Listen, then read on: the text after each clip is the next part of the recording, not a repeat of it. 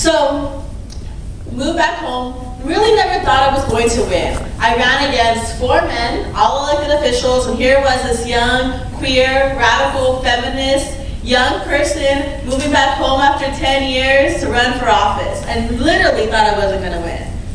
I totally agree with you that college has become this thing about going to school, getting a job, and making money. And I think that we have to, those of us in education, interrupt that discourse because I think it's very problematic. Yes, you should go to school, and yes, you should find a way to make a living, but that should not be your only goal in life. I think that we have a responsibility to be active citizens and make the world a better place. And so I would tell my students, and I would try to interrupt the dominant discourse that is facilitated by capitalism. Capitalism is not a word we can say in Texas. It is a bad word. It really is. It's outlawed to use that word capitalism in our textbooks. But my purpose in life is not to be a legislator. My purpose in life is to promote social justice and a humane society. And I do that through this pathway, but I also believe in doing it in other ways and not just being in one space. So that's kind of my journey, right?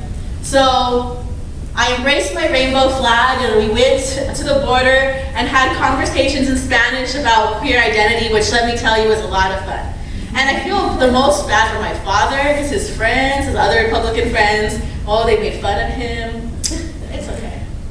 And the fact that I was so brutally honest, brutally honest to the point that people knew, it was very difficult to be out during the campaign because Jay Leno made a thing about it and I was crying. There was a whisper campaign. it was brutal.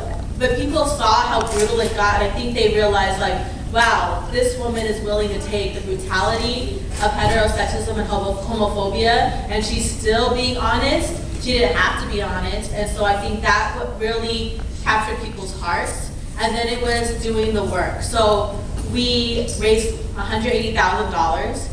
I worked day and night to raise money because unlike a lot of elected officials, a lot of them pay out. I was just working really hard in order to connect with people because there was all these questions. She's so young, she's so queer, she hasn't lived here in 10 years, but it was different when I would knock on someone's door and sit in the living room and help them overcome all the whispers they have heard about before.